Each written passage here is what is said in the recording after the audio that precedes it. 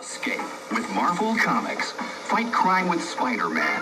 Meet the Fantastic Four and watch Captain America in action. And lo, there came a day unlike any other day.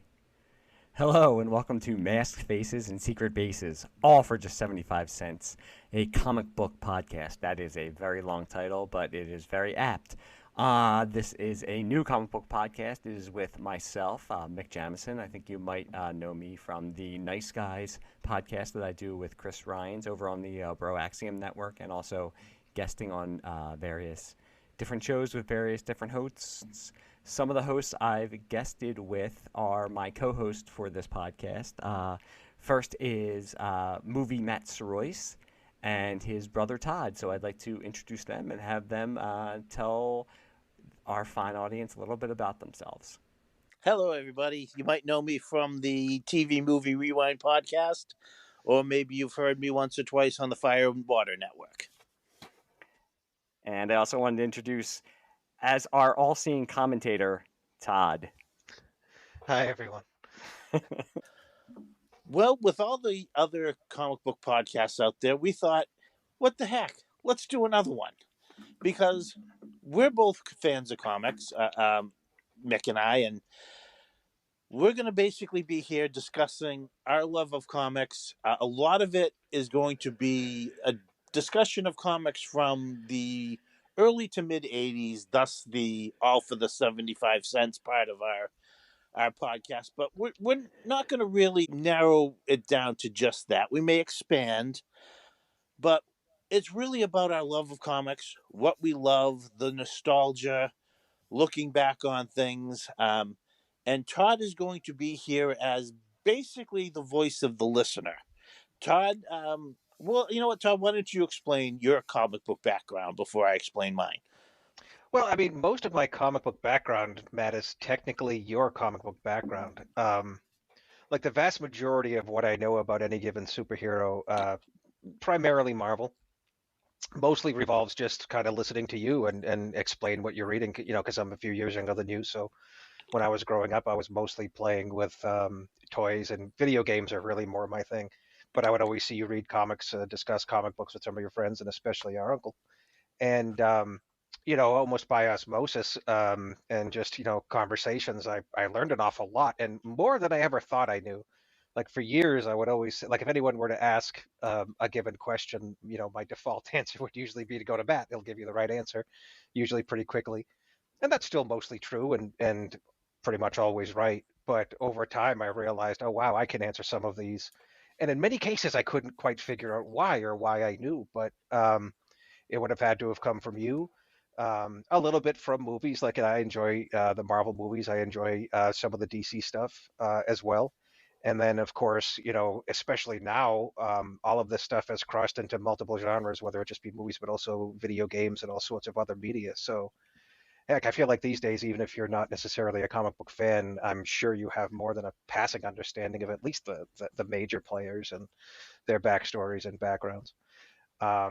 But what I did collect, I started with The Punisher, moved on. That was like my main for the longest time, just because the world of superheroes just always felt like way too deep for me. It was sort of like trying to get into, like, I don't know, Star Trek or something in the middle of it. Whereas The Punisher was pretty straightforward. Most of his issues were one shot, you know, pretty straightforward, in and out, and pretty easy to keep up with because I wasn't about to collect, you know, the vast majority of stuff that you were collecting, because you were, especially back in the day, you were collecting a little bit of everything. So again, most of my knowledge just kind of comes along with, you know, listening along and conversing along with you and what you've been reading. All right. Well, now I'm going to discuss, you know, basically my experience in comics and my bona fides, if I can. I cannot remember a time in my life before comic books. I am 50 years old, and ever since I was a little kid, I've been into comics. You know, our Todd's my brother. Our dad is the second oldest of 8 children. So when we were growing up, we had aunts and uncles that were still, you know, in their teens themselves. And when we would go and visit, we would end up leaving with piles of comic books. I do not remember what Sure. my first comic book was. It was more than likely a Spidey Super Stories. Spider-Man was really my gateway superhero into comics. I would watch his the 1967 cartoon was in reruns when I would get home from kindergarten, and then right after that would be the Adam West Batman TV show. So Spider-Man and Batman as a kid were my two favorite heroes. I read mostly Spider-Man, the Justice League, and of course Star Wars, which any kid back then was deep into Star Wars. And then it was around 1981 that I started expanding beyond those few characters and started reading more about the DC and Marvel heroes. All-Star Squadron was a big influence on me as a kid, and I loved it because it was the most superheroes you could get in one comic book. And I remember being a little confused about who some of these characters were, like why Green Lantern and Flash look so different, you know. But the Justice League JSA crossovers would help me learn about Earth 1 and Earth 2. And Earth 2 would soon become one of my favorite locations in the comic book universe. So I'm sorry. I was gonna say, so All-Star Squadron for you is really the all for 75 cents part of this. It's like you get all these characters for just one book. It was a value Absolutely. proposition. Gotcha. Absolutely.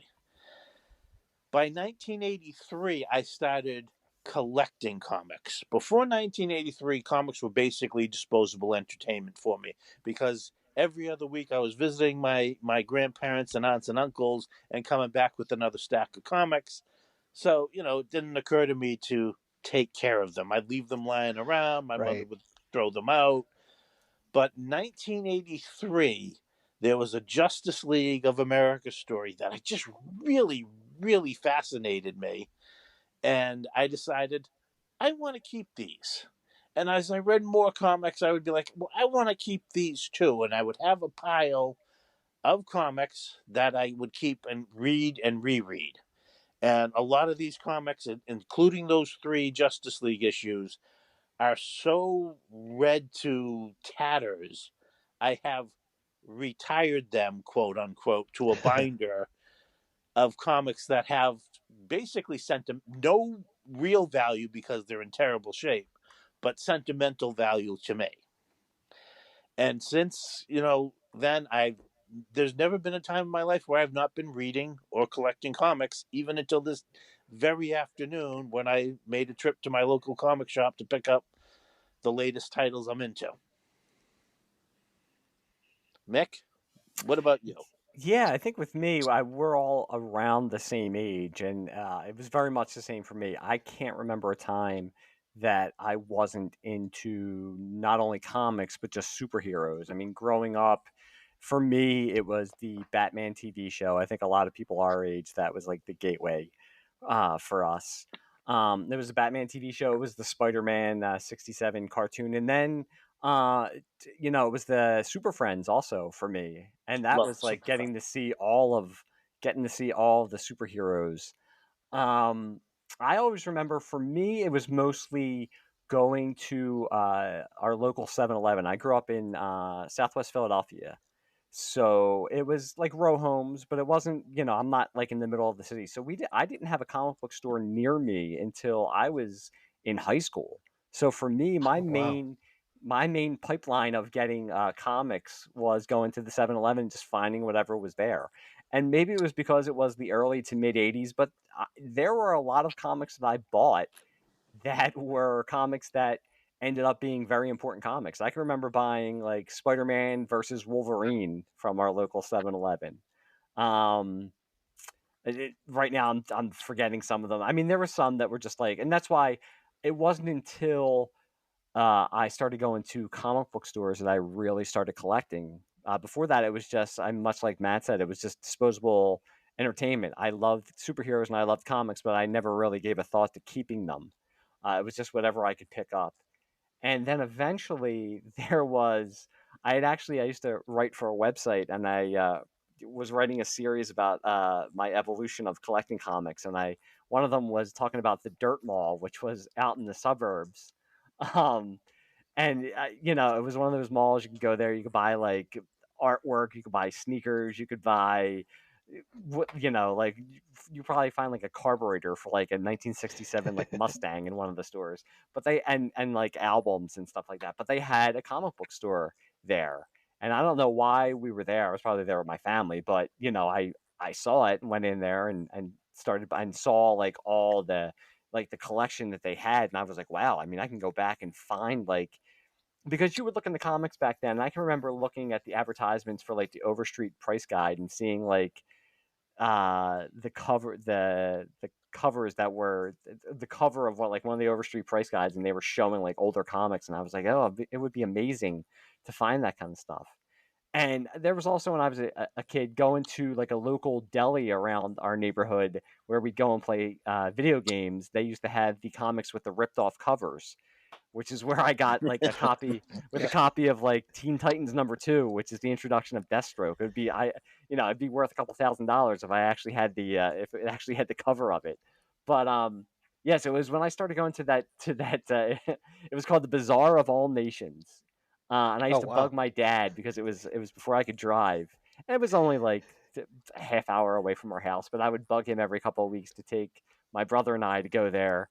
And that's where I found a lot of like independent comics too. I think it's the first time I ever saw like Teenage Mutant Ninja Turtles before it was even a cartoon, before it really gotten into the pop culture zeitgeist. Um, but yeah, so after that, and that was also the time of subscriptions. So I started subscribing to comics, and I was actually lucky because I got a couple of runs when I subscribed. Like I subscribed to Spider-Man right when Todd McFarlane was starting his run on it. So that was like a big time to be like a Spider-Man fan. And that also, it's funny because we were talking about how it is now, where everybody kind of has like a rudimentary understanding of who these characters are. Back then, I can remember going to a comic convention in Philadelphia and buying like a shirt with a Todd McFarlane like Spider-Man on it, and not wanting to wear it outside because I thought people would make fun of me because I had a comic book character on my shirt. And now you walk Right. into like a local Target and all it is comic book characters, Star Wars, everybody. You go on Facebook, because I'm old, I still go on Facebook, and you see people in high school who you never thought would wear like a Star Wars shirt or a comic book shirt, and that's all they have on. Um, so yeah, I mean, and then it grew. I mean, my comic book collecting, I think, was from the high point of it was from the mid '80s. I think I was very much like a Crisis kid. Right after I got into DC with Crisis on Infinite Earths, and then started following a lot of the DC titles after Crisis. And then I was also always like a Spider-Man kid also. So for me, it was like Batman and Spider-Man were my two favorites. I mean, I've fluctuated over the years. I've gone away from them. I've come back. I've discovered other comics. You go through your phase where you think you're too cool and you can't read superhero comics. But I'd say from like the mid '80s to the mid '90s was my high point of like buying stuff. But much like Matt was saying, I mean, I still read. I would say I probably read a lot of older stuff. Um, but I still catch up with it. I still have the collections and stuff like that. Um, a lot of the stuff, like I said, that I used to when I was younger not be into. I think we'll discuss some of those series in some of the episodes we do. You discover a new appreciation for with older eyes and a little bit more experience with the artists and the writers. So, and I've always been happy to like pass it on to my son. I don't think he's a big comic collector, but with graphic novels and stuff like that, I've been able to give him the stuff to read and let him hit like the high points of comicdom over like the last 20 to 30 to 40 years. So I'll always like have it through him also. And I mean, I just think we live in a time now where I think this is what we dreamed of as kids, where we only got little scraps of like a Spider-Man live action TV show Yes.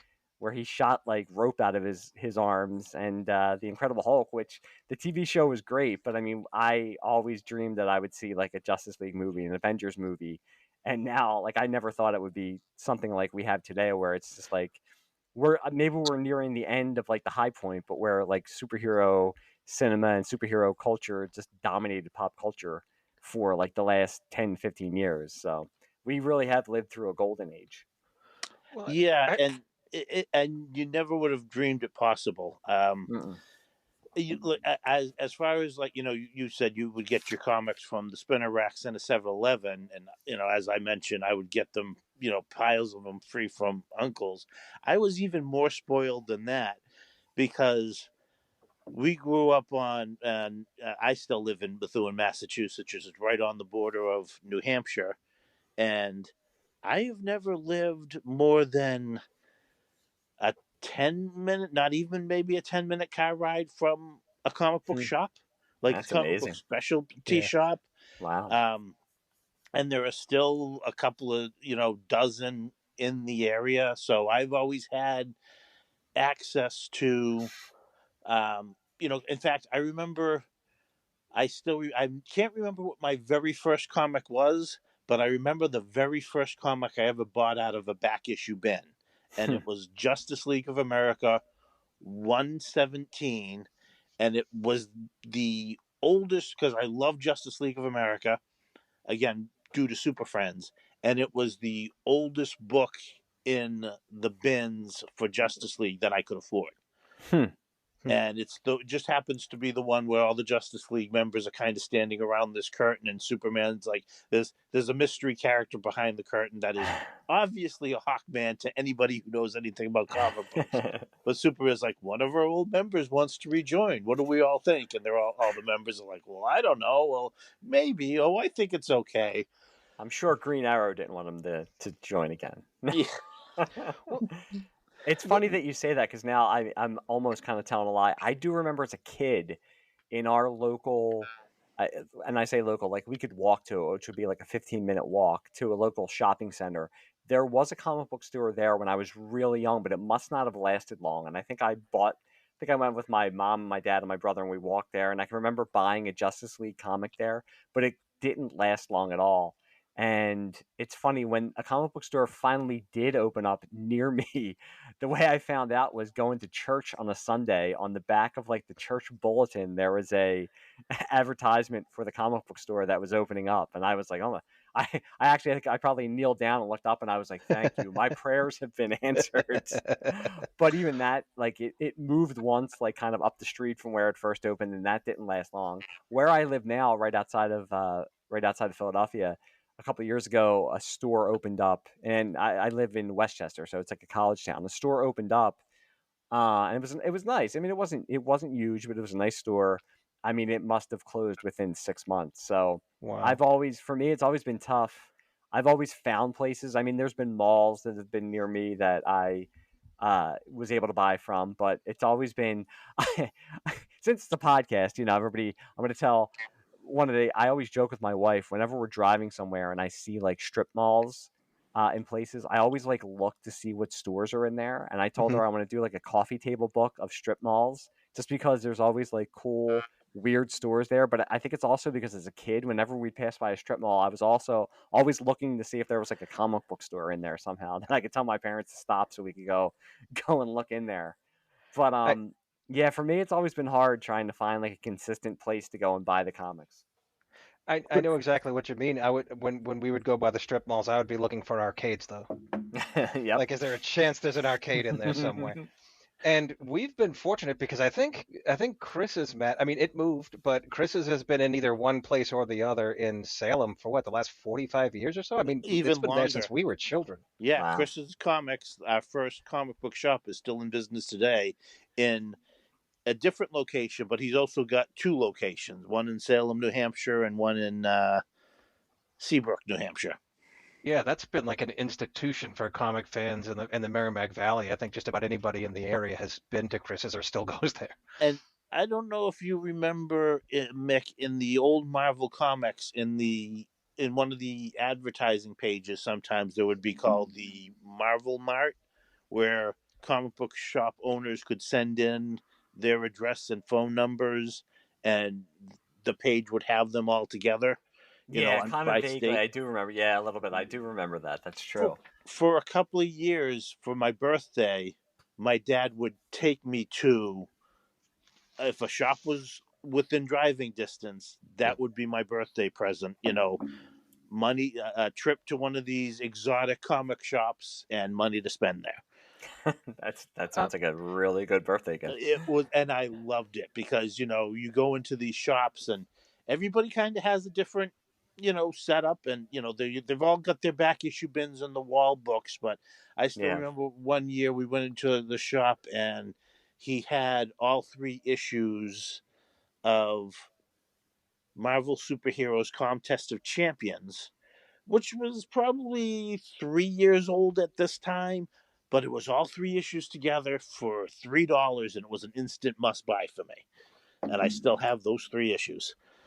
It's Mick. fun. I was going to say it's funny because over the holidays we went up to Gettysburg, my Oh, kids and right my on. wife and I. There's a Christmas store up there that my wife likes to go to.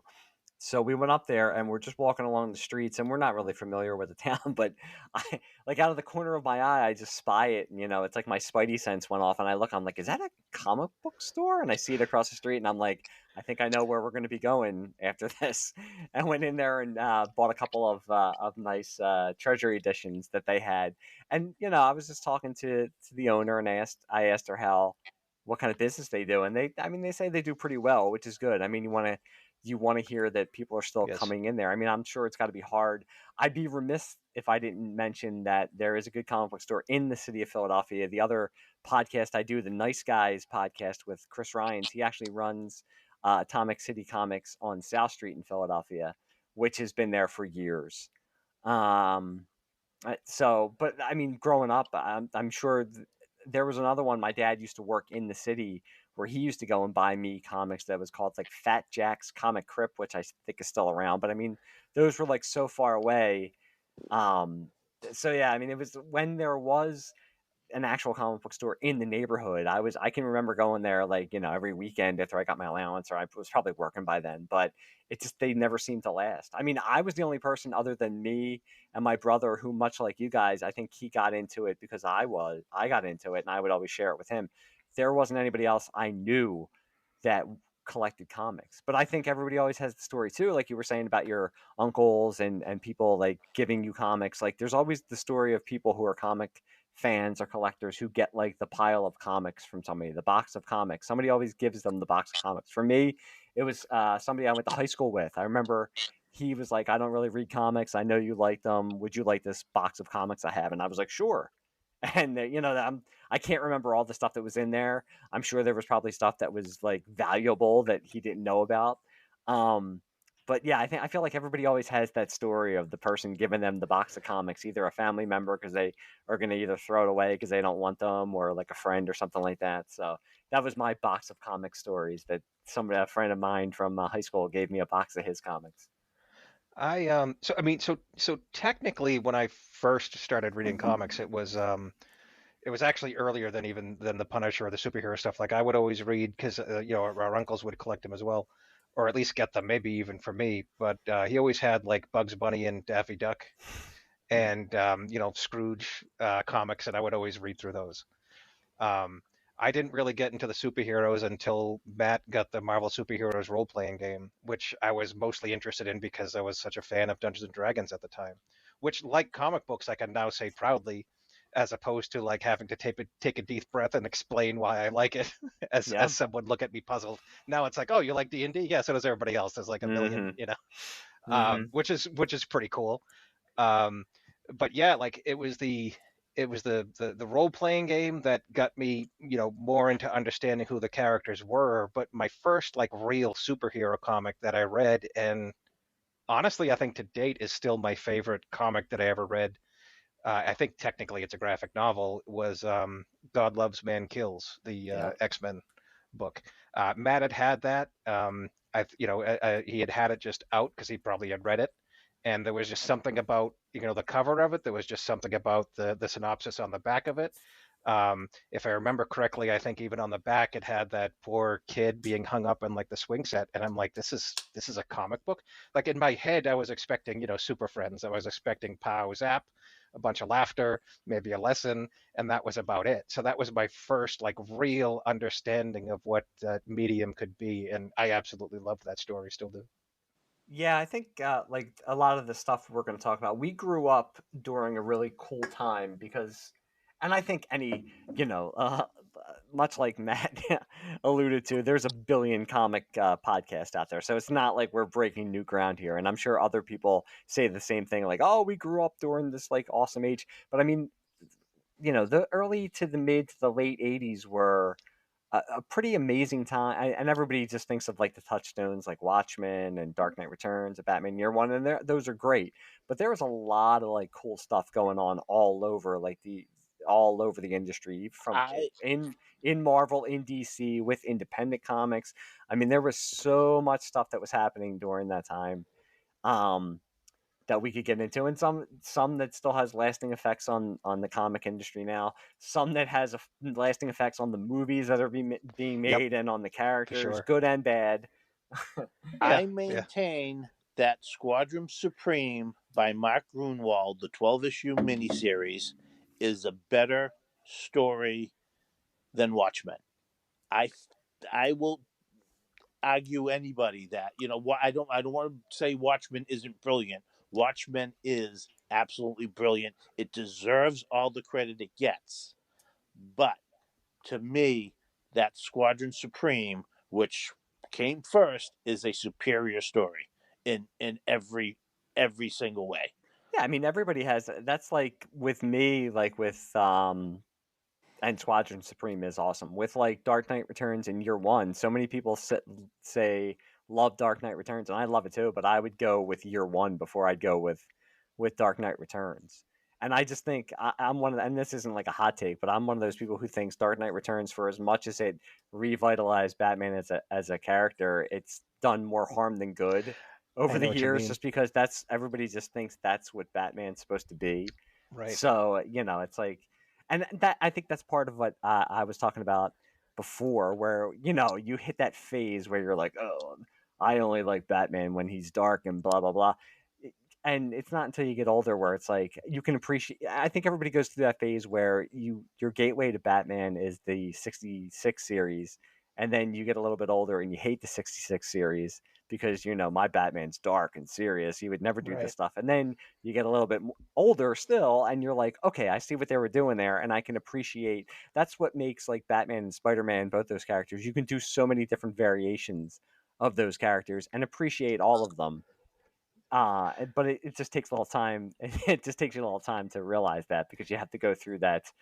You have to go through your dark and moody and edgy phase. Right. I mean, even though I didn't officially read, and never really have honestly read Batman or at that time, you can see the exact same thought process as to why I latched onto the Punisher. It's the exact same thought process. And it's funny because I would love to talk about it, because I was never a huge Punisher fan. Now, I'd never hated the Punisher. I've actually enjoyed some of the Punisher movies, but I never. Yeah. I maybe have read like 2 or 3 Punisher issues. It was just something that I never got into. As a fan, I'll be the first to tell you that he tends to overstay his welcome. He's overused. He's very easy to overused. He's another one that he's a great guest star and fun for a few books, but he gets overused real fast. And I'm sure he was also a product of his time. And those late 80s and early 90s, I mean, that was what comics were. So that was the height of his popularity. I mean, he really made his impact as a guest star. And then, he got popular. The Mike Zeck miniseries, which was, I've seen the art for that because I love Mike Zeck. I've never read the actual miniseries. Punisher, the Punisher is one of the very few, I think, besides Spider-Man, he's the only other character to lead 3 monthly solo titles all at once. Yeah. Oh, wow. And it's funny because I think Garth Ennis, who I really liked with, I was a Hellblazer fan, and I really liked his Hellblazer stuff, and then Preacher, and got into, I remember when he started, he was on the Punisher, I think in the early 2000s. So I read a couple of the issues then, but I still couldn't get into it. And I read it because I liked Garth Ennis, so I was kind of following him to that title. But I like the Punisher War Journal movie that they made, I think around 2005, maybe it was 2008. Oh, the Ray Stevenson. That's a great movie because it doesn't take itself seriously, and it's basically doing the Garth Ennis run. Yeah. And I mean, it bombed. It's criminal. I think it has a cult following now. But that is what a Punisher. Now, I will admit, Beautifully shot too. I like John Berthnell's portrayal of him in Daredevil. I did not watch the Punisher series on Netflix, but I like how he Yeah. played him in the. Oh, really? I like how Same. he played him in Daredevil. I thought he was. I mean, it worked out exactly the way I thought it would work out, which was they're going to be very good for a season and then peter out because at the end of the day, there's not a lot going on with the Yeah. Punisher. His story is even less complex than Batman or Superman. Yep. Because the Punisher doesn't have too many long-standing villains. He tends to kill them.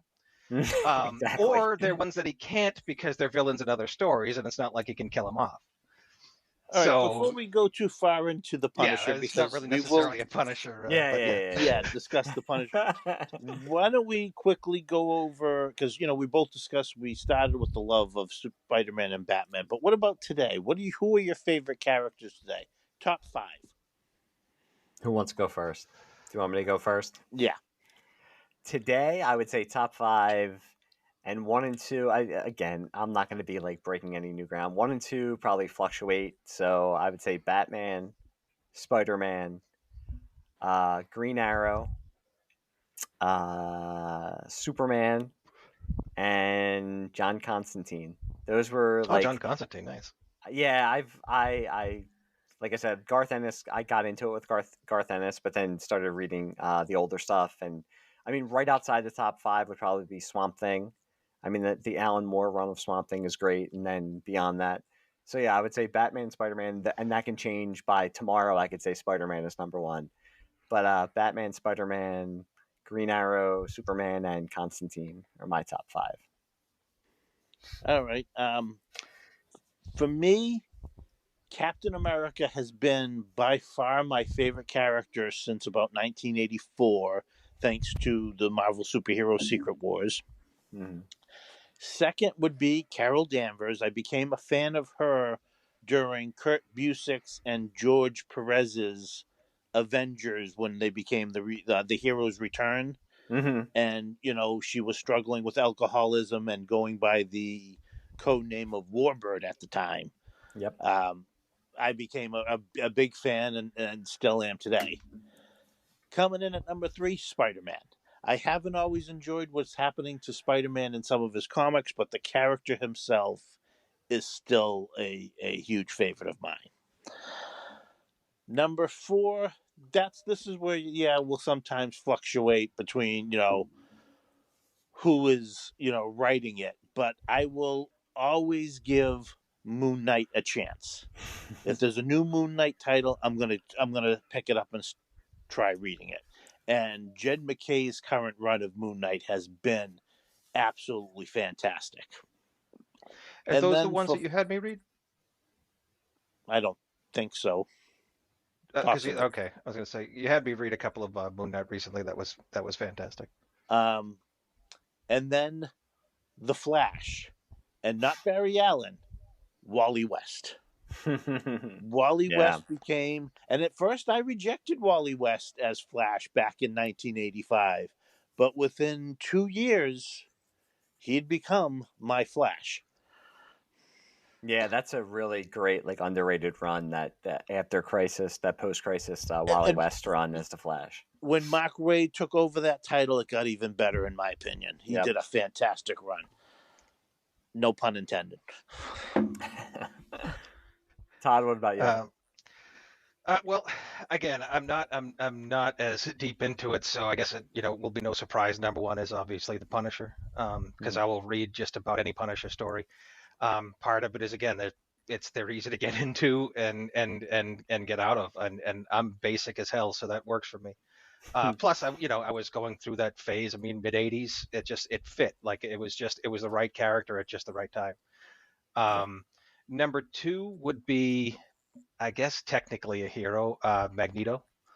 I always really enjoyed Magneto, both as a hero and a villain. I thought he was a very compelling character in both respects. The next one would be another X-Men, also technically villain, in Rogue. One of my favorite, like, official X-Men was Rogue. Next would be Spider-Man.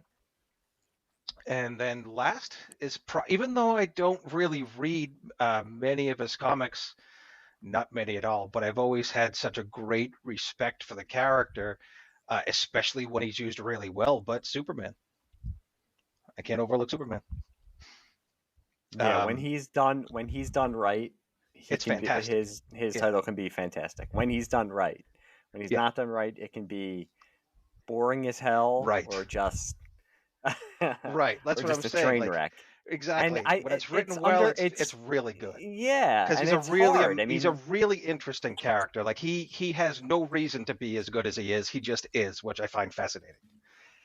and that's what, like, talking about all this stuff. I mean, this is basically, like I said, this episode is all of our origin stories to use, and I think that's what this podcast, hopefully the people who listen, but for all of us too, is to then maybe go out and seek different characters or seek different runs that we'll talk about with characters, because as much as I'm into comics, I haven't read everything and nobody has read everything. So it's, even just listening to Matt, I'm like, I should read more Moon Knight. I've had a little bit of experience with Moon Knight, but not that much. And of course, like, I've watched, again, now 30 years ago, I would never believe that I would say, like, yeah, I've watched Moon Knight's TV show, but yes, I have watched Moon Knight's TV show.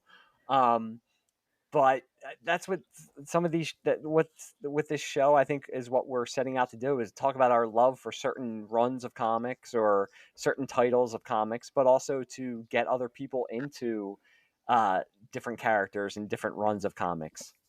Yeah. Like, I mean, I'm fortunate to know Matt because, like, if I didn't, I wouldn't. Not that I have anything It would against have the been Hulk. an awkward childhood if It you would have grew been an up. awkward. If you did, yeah. but Who is but this I don't know person? my brother very well. but Even though we but live in the same house. but I mean, just as one example of like the Punisher, I sort of discovered on my own, but only because Matt had some of the stuff around. But like I would never have thought much either way about the Hulk. Like I know who the Hulk is, but it's not like I've read it much either way to form a major opinion, except for I understand he's very powerful. Um, but Matt was like, "Hey, you got to check out this Immortal Hulk." Yeah. And they're like, "All right, fine. Ah, It's yeah. brilliant. It's Yes. absolutely brilliant." And I never would have considered it, And that's what I hope if we I get to didn't have talk. him. Yeah, I hope we get to talk about that too, because like we were saying with Superman, I mean, some of these characters have been around now for over 60, 70, 80 years. It's hard to come up with new angles on some of these characters, especially like the Hulk. I mean, the Hulk's popularity has fluctuated over the years. Right. And he's basically, his character, you can boil it down to Hulk smash. He'll always sell merchandise because of his look, and kids just grow up knowing him. It's the same as like Spider-Man and Superman and Batman. But if you're a comic reader and you want to read something different, the Hulk goes through phases where he has great writers. You can go look at like Peter David and see like a Peter David run on the Hulk, but then there's times where the quality dips, and something like Immortal Hulk, I appreciated that. I'm not a big Hulk fan, but I read that and appreciated it Right. because I was like, this is something that is different. It's a It was different incredible. spin on this character, and I appreciate what the writer is trying to do. It's not the Right. same old, same old. Like I'm not telling you like I'm suddenly a Hulk fan or I'm going to read a bunch of Hulk comics, but that was a fascinating storyline. Yeah. Yep. That was the first time in over 40 years of comic book reading that I followed the Hulk on a monthly basis. Yeah, sure. And I- you can see it all, and you can see it all over the place. I mean, we talk about like the Matt Fraction, like Hawkeye, who I like Hawkeye as a character, but I would never think about like buying his comic until people told me about it, and I read it and I was like, this is cool. This is something. It's doing something different. Yeah. As far as collecting goes, I mean, like my collection now is tiny compared to all the comics I've owned in my life. I've had to sell, give away, slash, sometimes just dumping in a recycle bin, massive amounts of comics over the years because they take up space and you can only have so much. And I think even now with what I have, I'm still probably should reduce it a little bit more. But for me, collecting has always been for the fun and for what I've never collected a comic I didn't intend to read. I don't collect key issues unless it's something that is, say, key to what I'm reading. Like, for instance, oh, this comic is the first appearance of Squirrel Girl. Squirrel Girl. Yeah, there you go. I mean, and I'm not here to tell anybody how to collect. You collect if you only want to collect keys. That's fine. But for me, it's like, well, I have the first appearance of Winter Soldier because I collect Captain America. Yep. Right. Yeah, that's much like that's what I was saying with, like, I was lucky enough when I started subscribing to Spider-Man that I hit like the McFarlane run, but I've never, and I'm the same way where I collected. Now just recently I've sold off a bunch of my stuff just because I just didn't have room for it, and a lot of the stuff that I still wanted to read I had in like graphic novel form. And now the time we live in with like Amazon and being able to down, as much as I love to have like the floppies like in my hand, I mean there's also the ease of access that I can just read something on my iPad if I want to. So it got to a point where I started to sell off my stuff, but I never collected. I'm sure there were times when I was younger where, especially in the 90s, where you think like, oh, if I buy this, it's going to be worth something. But I mean, that might have been like a fleeting thing. I was never collecting stuff thinking I was ever going to like sell anything for like thousands of dollars. I think this month marks the 40th anniversary of Spider-Man's first appearance in the black costume. Yeah, it does. Yep, it does. Oh, I still remember my dad, because our parents were separated when we were young, and my dad was picking us up for a weekend visit, and I remember him handing me that comic book. Yeah. And I remember it's like, the rumors are true. It's the new Spider-Man. I'm like, what rumors? I didn't hear any rumors. Nobody was, and I'm looking, I'm like, is it a new Spider-Man? Is it not Peter Parker? What is this? And meanwhile, my mother and my dad are like, all right, we'll get your stuff. You're leaving. But I'm like, no, I need to know what happens in this comic book now. But that's cool, though. Again, like bringing up, because that was the time where we didn't know that stuff. So when you saw that cover, you're thinking like, I mean, now with the internet and all that kind of stuff, I mean, you would hear about this months before. I mean, back then, yeah, like you said, I mean, you would just look at that cover and be like, "What the heck is this? Why isn't Spider-Man? Who was this person in the black costume?" And it's funny that you're mentioning that, because I just today ordered a Toon Tumbler of that McFarlane cover of Spider-Man, like in the black. I think it's Spider-Man 300 of him in like the black costume swinging around, because I needed to replace one that was it wasn't the Spider-Man one, but my son dropped one. I had a Batman Toon Tumbler, like a Neil Adams Batman cover that he dropped and broke, so I needed a new one. So I decided to get the McFarlane Spider-Man black. I mean, I'm an easy mark for the black costume. My son plays the Spider-Man PS5 game. Oh, right on. And I'm not like a big video game guy, but he always shows me the different costumes that Spider-Man's wearing. So I told him I'm like a big fan of the black costume, which disappointed me when they finally did it in Spider-Man 3 and they did not have the classic, they just did it the black costume over like his normal Spider-Man costume. Yeah. I still hold out for like a cool, like, I know they do Venom, but I'd rather see Spidey in like the cool black costume. I mean, I am down for a Secret Wars where he finds that. I would love to see that in a film. I just want a good Doctor Doom, but I would love to see that. Well, that brings us to, since we are going to be talking about comic books, we will definitely get into comic book movies, the good, the bad, and the ugly of comic book movies. And the day we're recording this, they just announced the Fantastic Four cast for the movie that is going to be coming out in 2025. So, I mean, we can discuss that also. I mean, you're bringing up Doctor Doom. They haven't announced that he's the villain. You would think that he's probably going to be the villain. Oh, I hope so. And it's funny because Ben Mendelsohn, who's already been in the MCU, has said that he wants to play Doctor Doom. It's funny because all the people they bring up to play Doctor Doom, they've talked about him or like Mads Mikkelsen, who was in the first Doctor Strange. So I could go with that. I could see both of them. It's just I wouldn't care. It's just with certain people, I'm sure would say like, well, they've already been in the movies, but I mean, it doesn't matter. Captain I mean, America was Johnny Storm before, so to bring it back to the Fantastic well, Four. I was just gonna say exactly. Yeah, Captain America was Johnny Storm before, so what's the problem? But I Well, don't know. I mean, I was going to say, Matt, what were your thoughts on the announced the cast of the I Fantastic mean, Four? I think Pedro Pascal is determined to be in every comic book, sci-fi, and video game property out there. So And I'm it's okay with it. yeah, he's a fine actor. So Yep. he will, I think, will bring a lot to the Reed Richards. Vanessa Kirby, I'm familiar with from her appearances in the Mission Impossible movies, and she was in the Hobbs and Shaw movie playing Jason Statham's sister. So that's great on the resume to be playing Sue Storm. And then we have, and I'm not sure if I'm pronouncing his name right. Ebon Moss Bacharach will be playing Ben Grimm.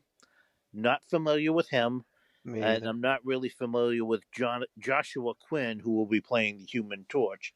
But it's never usually the actors that are the problem. You know, it's Right. usually as long as they get the story and the Yeah, characters right, we yeah, I should think, Right. probably have an entertaining film.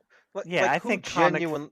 No, go ahead, I'm Matt. sorry. Go ahead. I was Go gonna say ahead. like who genuinely believed in Michael Keaton as Batman until Yeah, they I mean, saw it. I was going to say, as comic fans, I mean, you'd think we'd learn by now with Michael Keaton, Heath Right. Ledger, Right. even Chris Evans. I remember when he was first announced as Captain America, some people were saying like, "Oh, I can't see it," or they were complaining that he was Johnny Storm.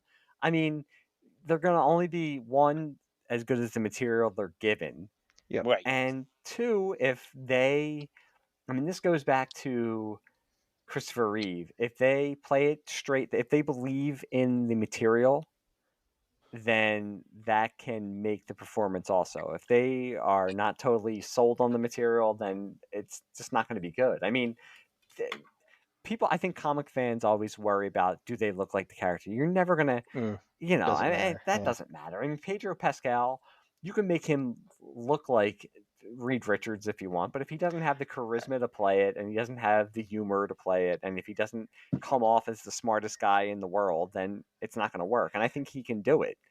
Yeah. We'll see. Uh, Kirby, I'm not familiar with her. Does she look like Sue Storm to me? Sure. So, I mean, I never bought Jessica Alba as Sue Storm, unfortunately, in those older Fantastic Four movies. So, we'll see what happens. And I'm not going to try to say his name either. I know the first name, like Ebon. From seeing him in like Andor and The Bear, I think he Oh, that's where he's can. from. Okay. Yeah, he can be believable as the guy that is kind of like the grumpy asshole with the heart of gold, which is what you need for Ben Grimm. So if he can do that as Ben Grimm, then he sold me. And yeah, Josh Quinn, I am not familiar with him, but again, Johnny Storm. I mean, these are all archetypes too, so they have to have the charisma to do it. Um, I think everybody, they always go by the look Hmm. at first, and it's like you can't. I mean, I'm not gonna. I will throw myself in that. I remember when Robert Pattinson was announced as Batman. I was like, I don't know. I was like, I can't see it, but I might not be Has the biggest fan of that movie, but he played a good Batman. Now George has Clooney there played Batman. He looks like Bruce Wayne, basically from the comics. But was that a great movie? No. So I mean, it depends on the material and it depends on how you play it. there Or how hasn't about Ben been a Affleck? there hasn't been an actor cast as Batman that hasn't been controversial. Right. Oh sure. Maybe not Well, Val Kilmer. Maybe Val Kilmer was the exception, even but other than that, Christian Bale though, I remember when he was announced, there was a part of fandom that wanted him to play Batman. I mean, I'm sure some people complained, but I don't know if he was that controversial. But yeah, I mean, Michael Keaton again. That was before the internet, and I remember that. I can remember like the I mean I remember I was in like 8th grade when that was announced, and even I was like, oh, I was like I can't see. I can remember talking to my dad and telling him about it, and he my dad said, oh no, I see somebody like Sylvester Stallone. Now I never saw somebody's like Sylvester Stallone playing Batman, Sure. but I also didn't see Michael Keaton. But again, then you see the movie, and you're like, oh my god. I mean, It he's works. Yeah. 30 something years later, he's people's favorite Batman for some Yep. people. So, and it works. I mean, he he bought into the material and he made it work. So, I mean, back then we only really knew him as Mr. Mom, so that was Right. kind of Mhm. what the the Sure. reaction was. We Yep. didn't He was a know comedic him. actor, yeah. But I mean, again, look at Heath Ledger. I mean, there everybody went. That was like again, that was the earlier days of the internet, so it wasn't as loud as it probably would be now. But people went nuts for that because they base it on what they know of their previous roles. And even Jared Leto, who I maybe it's a controversial opinion. I don't think he was terrible as the Joker. He's not my favorite, but he wasn't the worst. But yeah, as soon as anybody is cast in these movies, there's going to be a section of fandom that goes nuts, and it's always like, just wait to see what happens. I'm not Yes. saying after it you can have your opinion. I'm not going to. If your opinion is this person stinks, that's fine. But just wait. Just wait a little bit until it's after it's done, after like you see the finished product before you go crazy. Right. All Do right. do we know who's directing? Or who any of the other creators are behind it yet? The guy who directed, I believe, WandaVision, is it Oh, cool. Shankman? I believe is directing it. I believe you're What right. Yes. what WandaVision I mean, overall, I loved it, but that was such a 180 for me because I'm watching it and I'm just like, I don't get it, and then suddenly it's like, oh, this is great. I'm loving Well, I every think episode of it. this is a good part of the podcast too, because I think Matt and I are more a little bit tuned into what's going on, and Todd is always like, "Oh, this happened." So yeah, Yeah, this was like an out. They yeah, I didn't know that until you mentioned it. Marvel put out like a like an illustrated Happy Valentine's Day, and it has like Pedro Pascal as Reed Richards, it has Vanessa Kirby as Sue, and it has Josh Quinn as Johnny Storm. He's not the Human Torch, and it has like the Thing, but it has a picture of I can't say his name, Ebon, whatever it is, and it has like on the side there, it has Herbie the robot serving them drinks, and it looks Oh, the Herbie. way it's drawn, and there's like the Thing is Oh yeah, holding a it's kind of in the magazine spacesuit. Okay, from like I see it. the 60s, so the people are saying that is it going to be set in the 60s, which is what people have been clamoring for years. I um I think that's the right move, honestly. yeah, If and they we'll see how do, they do it. I mean, I don't yeah, know I think how that's if the they right way to go. do, maybe with Deadpool coming out, maybe something like the timeline gets changed or something like that. I mean, I don't know how you could do the Fantastic Four in the 60s and nobody's ever mentioned them in any of the Marvel movies, but I'm interested to find out. I mean, we'll see what happens. All right. Before we wrap this up, let's discuss what people can expect from this podcast coming in the future. And the first thing I want to say is what you won't be hearing here, and that is hate. If we do Yeah, not oh like yeah. something, we're just not going to discuss it. Yep. It doesn't mean we won't be critical of some of the stuff we're discussing, because even though the books we love, I'm probably going to have a little nitpick here that we're going to bring in. But we are here to discuss our love of comics, not with what we think is wrong. I have some issues with, how comics are today, but we won't be discussing that. Yep. We're going to be looking at what we love. And like we said, that's a lot of that is going to be Bronze Age, mid to most the stuff we grew up reading, because I think just for everybody, wherever you started reading comics, whether it was in the 70s, 80s, 90s, 2000s or 2010s, wherever you started is going to probably be your favorite, your golden era. Yep. This just happens to be ours. Mm-hmm. But some of the stuff we plan on covering is the Superpowers by Jack Kirby that was done to promote the action figure line. We will be discussing Secret Wars. We will be discussing the Justice League Detroit era, as well as the Justice League, Bronze Age itself. We will be hitting on Jonah Hex's post-nuke future adventures in the Hex, ROM Space Knight, Squadron Supreme. What are some of the things you want to discuss? Yeah, I was going to say, and when we were discussing what we wanted to do, I mean, and like I said earlier, I mean, there's going to be stuff that we discussed that one I haven't thought about and haven't read in years, or some stuff that I might not have read, some stuff that I might be aware of but haven't read yet. But some of the stuff that I want to talk about is, like I was saying, some of the more obscure independent comics from the mid to late 80s or early 90s. I mean, there was stuff like Boris the Bear. There was stuff like Now Comics and Ralph Snart that I used to read with my brother. And other stuff. I mean, like Spider-Man: The Death of Gene DeWolf is, I think, is a criminally underrated series of comics that people don't talk about. We talked about the Secret Wars Contest of Champions, like you talked about. Yep.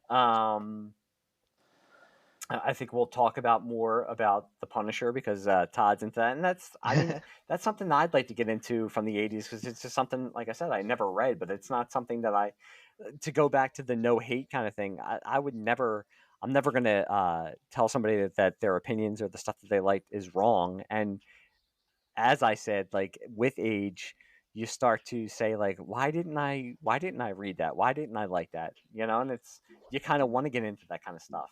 But I mean, also like some of the DC Star Trek kind of stuff that they did. And we'll do I think we'll just possibly do overviews of certain comic publishers that might not be around anymore.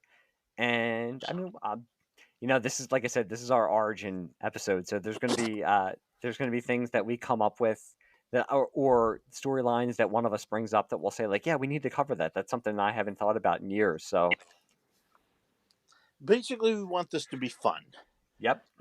We want it to be, and I don't intend personally, and maybe it's something you want to do, but I don't intend to go deep into like discussing like, well, this was what the writer's motivation was, or no. This is going to be purely what we got from the comic pages itself is what we'll be discussing. Yeah, I don't think anybody wants this to feel like homework. I don't want it to feel like homework. I just want to viscerally feel or try to remember what I felt with reading it and then possibly how I feel now with reading it over again. I think I'm using this just as an excuse to just read more comics, which is always a good thing. Read more comics. Feed your mind. And also to like educate Todd about stuff.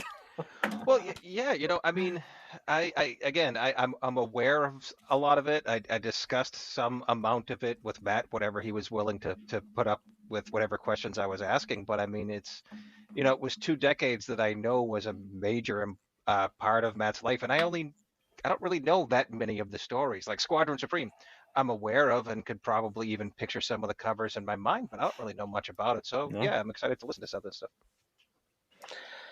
All right. So that's going to wrap it up for this introductory episode. We'll be back. We haven't fully worked out the schedule yet, but we plan on it being just about every other week. Yep.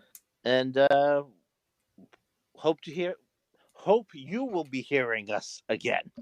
Yeah, we haven't worked out things like a nice outro or any of that kind of stuff. But I mean, as this goes on, we'll figure all that stuff out. This is only the beginning. If you read early issues of comics, the whole concept isn't fully formed. So we haven't fully formed the concept yet. You got to give us a couple episodes to get everything straight. So this is the golden age then of the That's podcast. right. That's right. People will go back and say this was the golden age. Where they were figuring things out and trying new ideas. Exactly. There's all kinds of people are using guns and they're killing people, and then they change to like other stuff. Yeah. Yeah. The Powers concept come out of nowhere. Yeah. No explanations. Yeah. Well, folks, until next time, we'll see you around the comic rack. Bye. Coolest heroes.